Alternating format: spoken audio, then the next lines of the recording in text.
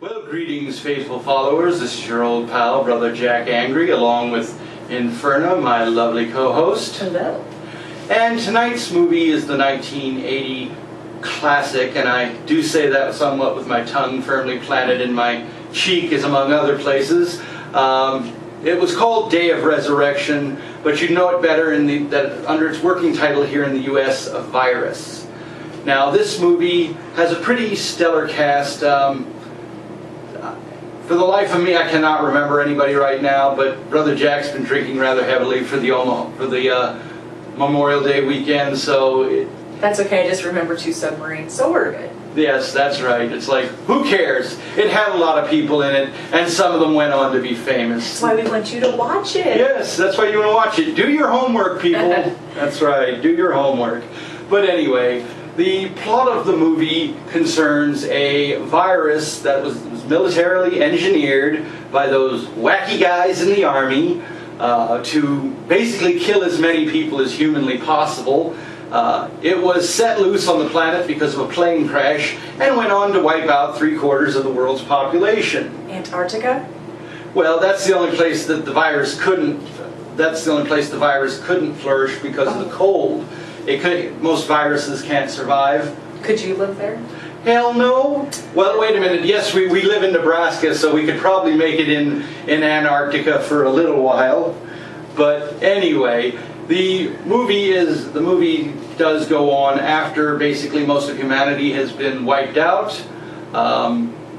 A small group of researchers, scientists, and soldiers take up residence in this compound in Antarctica to try and find a cure for the virus and save whatever's left of humanity. Which, by the way, the movie looks, there ain't much. So what we're going to do is we're going to get back Just to a lot of snow. Yeah, a lot of snow, a lot of cold. And if you go south, a lot of dead people. And there ain't no zombies in this one either, people, so you're shit out of luck there. So we're going to get back to the movie Virus here on the Angry Brothers Omaha Shockorama. Enjoy. Enjoy. Could I live in Antarctica? Don't I live here in the winter? And let's Bad enough. That's why I was wondering if you could live in it. Yeah, this place is plenty cold in the winter. I think this place is, they just haven't told us this is like Antarctica South in the winter. It's like a tease this year. Yes, yes, we kind of... It's all hot and cold. Yes. I'm not going there, but, you know, Inferna's hot. And sometimes I can be cold. Yes, she can be, but that's okay. Even when she's cold, she's hot. You all know that. Anyway, we're going to get back to Virus, so enjoy. Enjoy.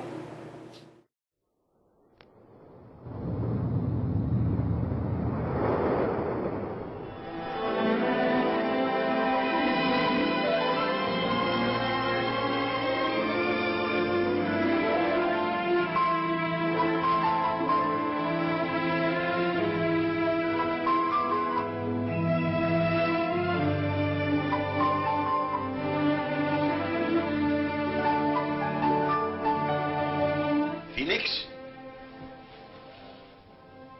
What is Operation Phoenix? It was a paper study. A biological weapon system.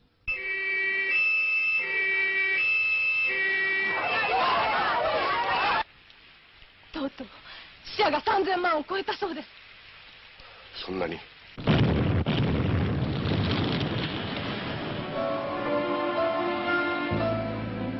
Dark hair. She had dark hair too. A child would have had.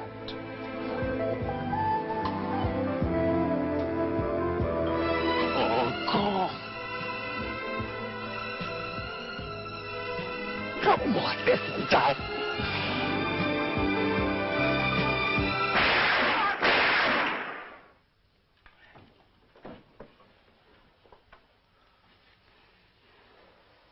I suggest you use this. It's a lot more effective. What's the time? Where's the place? Why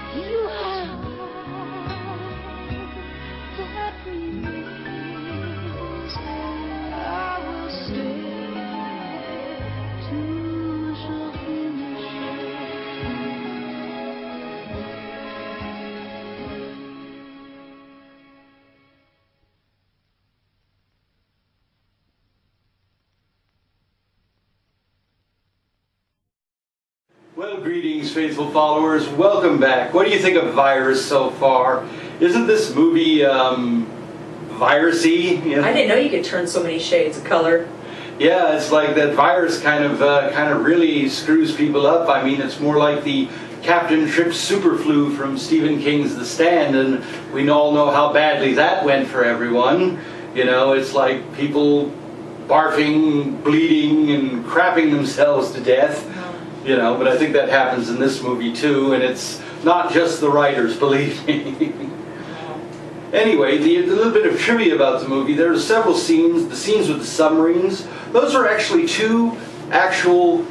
Toys? No, they were not toys. They were two actual Chilean military subs. Now wait a minute, the phrase Chilean Navy, which is the Navy from Chile, I'm sorry, isn't Chile the size of like Delaware? That would be like the Omaha Navy or the Council Bluffs Air Force. Basically, it's a guy with a crop duster or two guys with a rowboat. Anyway, the Chilean subs, one of them was the CNS Simpson. There was actually a mishap at sea. The Swedish freighter SS Lindholm that was carrying the production crew to the shoot in Antarctica suffered a catastrophe at sea and was taking on water quite heavily from what I've read. The CNS Simpson and the other Chilean Navy sub rendered aid to the crew of the ship and the production crew of the film.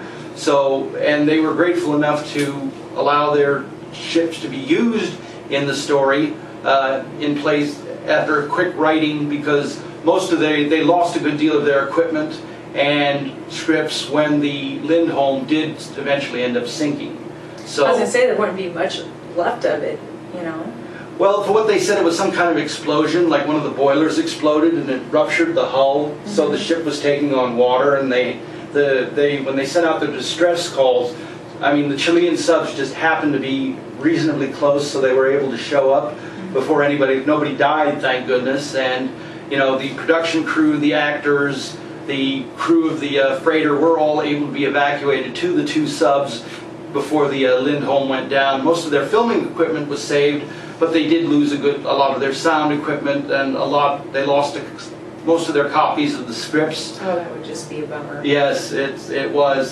So they had to do a rewrite. They had to do a rewrite from, I believe, one copy of a script that the director just happened to have. So there was a lot of technical hardships to deal with, and you're in Antarctica, so you know you're freezing your butt off most of the time. Without a script. Without a script, so they're just kind of winging it. But fortunately, they did have. Do you remember that one moment before you froze to death? Well, yes, this is true. I mean, but they did have one script, so they had to just pass it around. You know, it's like everybody just took their part out of it and put it back together later. Ouch. After the rewrites were done. But anyway, the film itself was actually quite popular in Japan under its original title of Day of Resurrection, but in America not so much. It generated, like, I believe the movie cost like about $100,000 to make in 1974. I hope it's right, because Yes. that paper's saying 1980 and then... Well, I think it is 1974, but if I'm wrong, somebody can call and just tell me what an asshole I am. And you will, and someone will. But anyway, when the movie was made, it was made for like $100,000, but it only in its entire Well, you know that number. Yeah, well, it's 100,000. That's $9,999 more than what I make, or more than what I make. So yeah, it's like, way to go. But the movie only made in its entire theater run about $25,000 to $30,000, so it was considered a box office flop.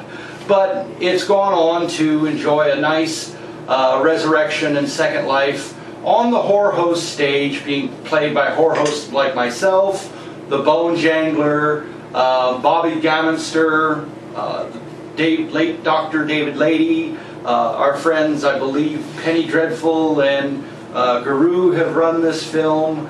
It's been run by quite a few different horror hosts, if I'm not mistaken, and it's one of the considered the classics of the horror host genre. So we're proud to bring it to you.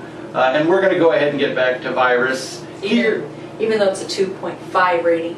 yeah, it does give, IMDb did give it a 2.5 stars. That's about saying, you know, it stinks, but eh. You know, what can we say, but eh.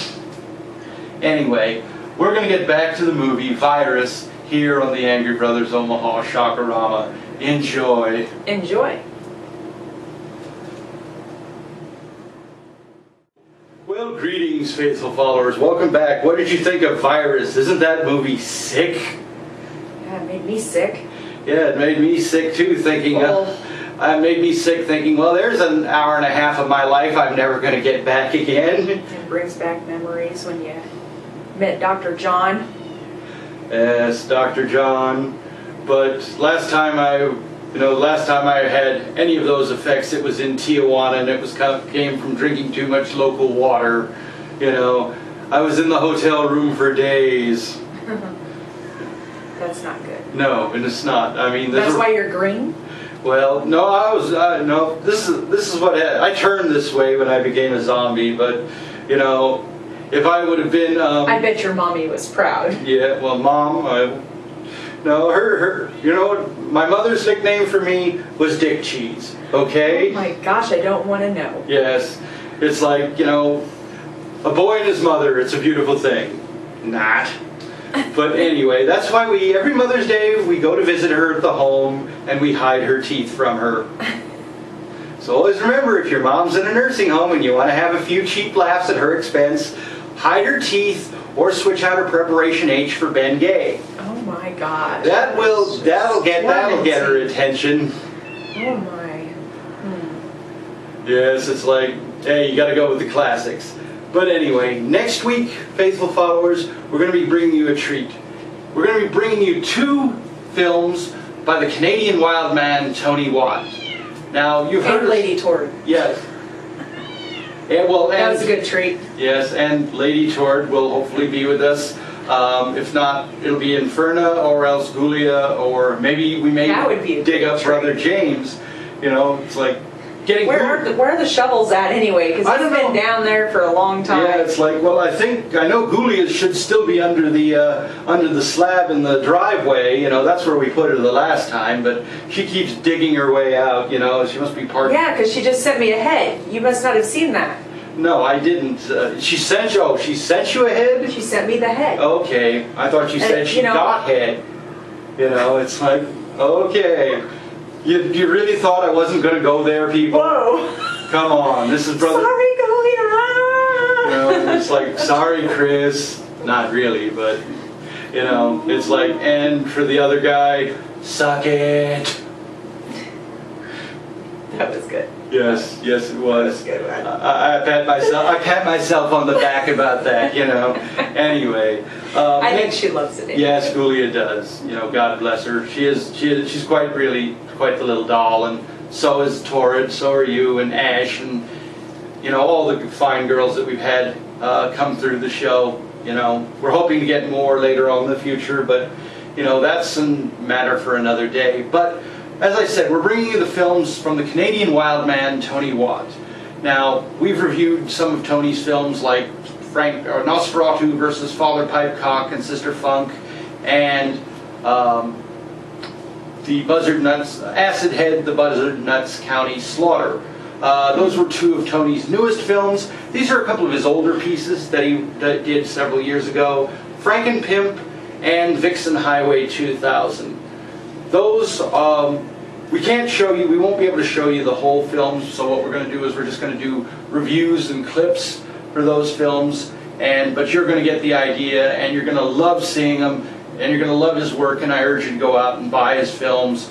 If he's appearing at one of your local film festivals, patronize it by all means. Tell him the Angry Brothers say hi, and be sure and contact him on Facebook, and his YouTube channel, and his channel on Vimeo. So that's all going to be next week. Enjoy. I'm Brother Jack Angry along with Inferna, and doesn't she look lovely? I mean, you've got a bit of a pirate thing going on, you know. Feels like a pirate thing. But it's all flary, and yes, isn't it pretty? Yes, it is, and it's quite Quite lovely. It's You've got a nice tailor, we call those. oh, you have a Tailors. nice yes, you have a nice tailor and a nice seamstress. The best. Yes, that's right. One of the best. But anyway, that's all next week here on the Angry Brothers Omaha Shokorama. Enjoy. Let's keep America on top. Watch Horror Host Y'all and Unpleasant Dreams. Good night. Good night.